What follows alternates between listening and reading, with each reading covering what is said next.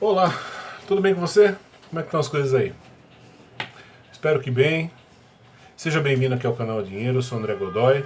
Hoje é sábado, dia 2 de setembro de 23, dia de relaxar, certo? Dia de botar o pijamão e ficar em casa assistindo o mundo ali do camarote. Bom sábado para você. Hoje eu estou fazendo esse vídeo por sugestão pela recomendação de um tema do Germano. Obrigado, Germano. Ele mandou aqui algumas coisas bem bacanas. E uma delas, em especial, eu acho que caberia falarmos agora, que é a questão do déficit habitacional no Brasil. O Germano mandou uma mensagem, um comentário falando: André, como que é essa história do déficit habitacional? Né? O que se poderia fazer para acabar com o tal do déficit? Então vamos lá, Germano. Eu acho que tem algumas... Bom, em primeiro lugar, é uma questão complexa, né? E no meu modo de ver, impossível de ser solucionada se nós continuarmos insistindo na ideia de que cabe ao governo fazer as coisas nesse país. Ponto. O governo, já cansamos de falar isso aqui, você sabe disso, eu sei disso, as pedras da rua sabem disso. O governo é uma gangue de marginais que comem lagosta com o dinheiro que eles roubam de nós. Então não dá para esperar nada deles. Eles não têm know-how para fazer nada, eles não têm cérebro para fazer nada, eles só são bandidos marginais armados e que por uma desgraça da natureza também tem o monopólio da produção de leis, né? Então é horrível, Germano, mas assim, se depender desses caras, o déficit habitacional no Brasil só vai aumentar, infelizmente. Então acho que a primeira coisa que a gente deveria fazer seria tirar da lista essa possibilidade de uma política estatal que resolvesse o problema das habitações e tal. E por que eu estou falando que a gente deveria pensar numa solução fora do Estado? Porque, como eu disse, o Estado sequer é capaz de diagnosticar direito o problema. A meu ver, Germano, eu já tive a oportunidade de estudar esse assunto bem seriamente e fui agraciado com a alegria de enxergar nessa questão tanto conhecimentos que vêm da economia, né, as ferramentas que podem resolver esse problema tanto vêm da economia quanto, pasme, da física. Olha que interessante. Você fala assim, nossa, o que tem a ver a física com a questão habitacional no Brasil? Né? Bom, vamos começar primeiro pela questão, pelas ferramentas econômicas. Né? Então assim, primeira coisa, primeiro problema grave que o Brasil tem, Germano, nós temos uma renda muito baixa. Né? A renda é função do PIB, e não o contrário. Né? Você primeiro precisa ter um PIB grande para em seguida ter uma renda alta. Ter uma renda baixa, no caso do Brasil, é consequência do fato de que o nosso PIB é baixo. Né? Podem até falar, mas o Brasil é o quinto país do mundo em PIB. Né? Tem essas conversas, sempre teve. Na época do Sarney a gente era, né? Acho que se não me engano, a quinta economia do mundo. Só que na hora que você faz a conta per capita, quando você vê o PIB por cabeça no Brasil, ele é miserável, não é nada, muito baixo. Então, o primeiro problema, nós não temos renda. E isso é consequência de não termos um PIB grande. Né? Um PIB compatível com o tamanho da nossa população. O fato de você ter uma renda baixa, veja, uma coisa puxa a outra, né? Você tem um PIB baixo, de novo, é um PIB per capita baixo. Né? Eu não estou falando do valor absoluto. Se pegar em termos absolutos, até a China tem um PIB grande, mas e daí? Você divide aquele PIB por 2 bilhões de boca, quase, então no fim é uma miséria, sobra uma migalha para cada um. O bom é quando você pega uma Dinamarca, né, que você tem um certo PIB, você divide por uma quantidade pequena de pessoas, aí dá uma maravilha de dinheiro para cada um. Aí é bom. Agora, uma população que tem que dividir um PIB desse tamanho, é pobreza. Né? Então, a primeira coisa seria aumentarmos o PIB. Aumentarmos o PIB depende de uma série de medidas que são complicadíssimas. Já conversamos muitas vezes aqui sobre isso. Em geral, são medidas que envolvem liberalização da economia, desregulamentação da economia. Coisa que o brasileiro, pelo menos 60 milhões de brasileiros, não querem fazer. Eles querem um Estado grande, gordinho, bonitinho, comendo lagosta, certo? Nem que isso custe a falta de habitação para sei lá quantos milhões de brasileiros. Então, a primeira providência seria aumentar o PIB. Aumentando o PIB, você aumentaria a renda. Aumentando a renda, você teria um aumento da poupança interna.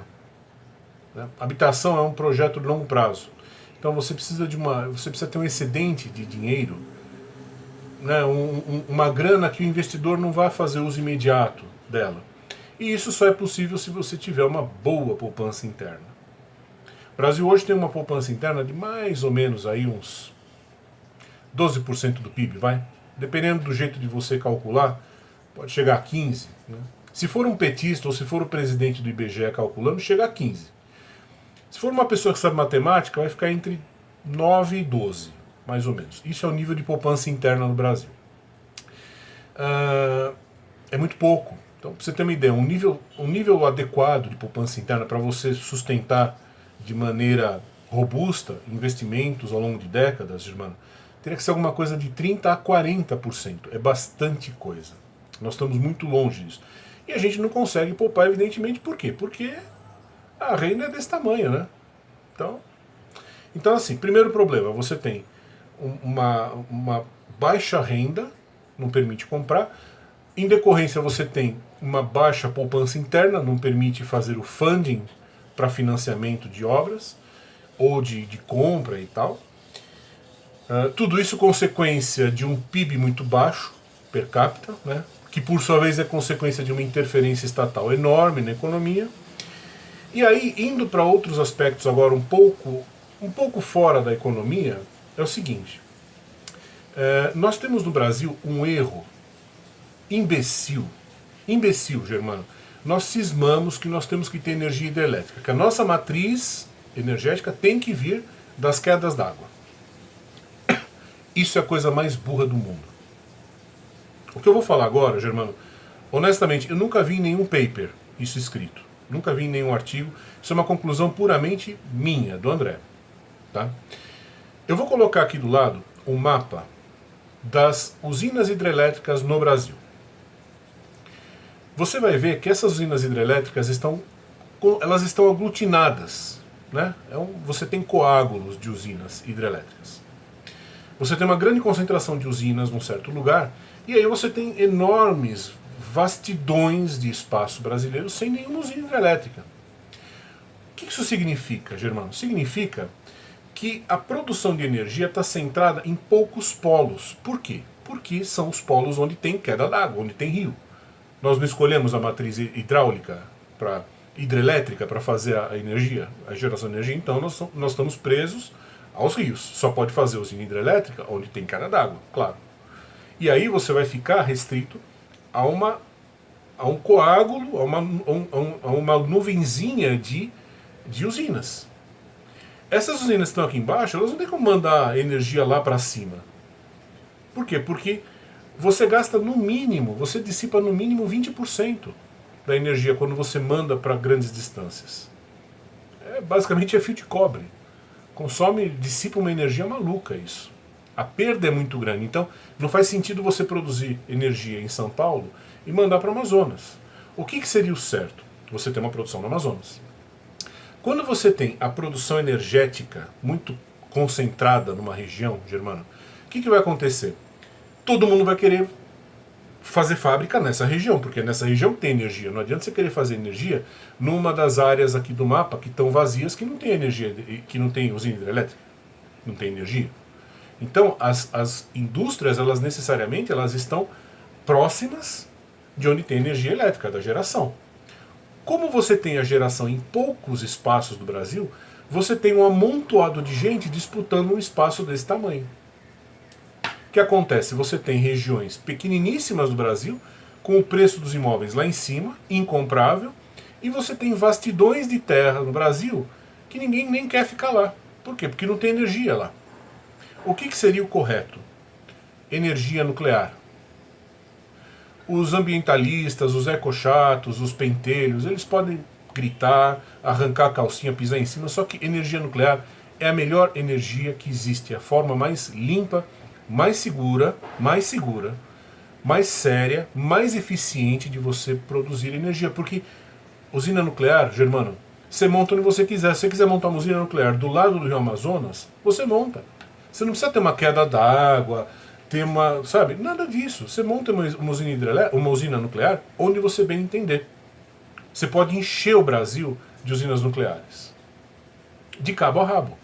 Você não precisa ter uma queda d'água, ter uma vazão de não sei quanto, nada disso. Né? Agora, evidentemente, que isso também só poderia ser feito pela iniciativa privada. Primeiro, porque o Estado não tem a mínima competência de construir usinas nucleares no Brasil.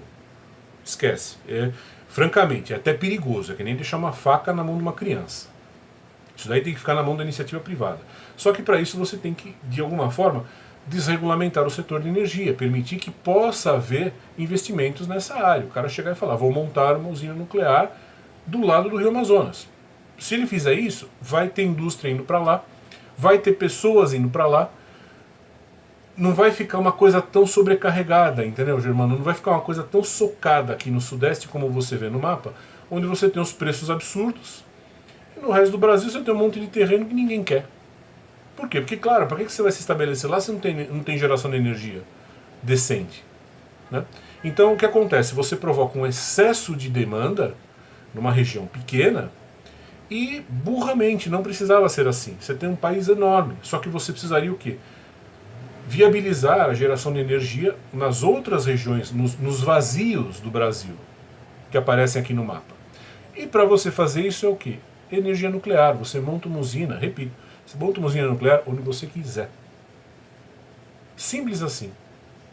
Só que o Estado teria que estar fora disso, enfim. Mas, a meu ver, Germano, é uma soma desses fatores. Você tem questões econômicas, que eu já citei, e você tem uma questão que passa por alguém pensando de uma maneira mais científica ou mais técnica, digamos assim, né? Substituir a matriz hidrelétrica pela geração, pela usina nuclear. Isso seria excelente. Mas sei lá, eu acho que daqui nem a 10 mil anos os caras vão entender isso, né? A gente vai morrer falando, os caras não vão entender. Tudo bem. Certo? Bom restante de sábado para vocês. Descansem. Põe um pijamão. Sabe aquele pijamão rasgado que é uma delícia? Então, põe aquele pijamão e descansem a cabeça. Tá bom? A gente se vê em breve. Até mais, gente.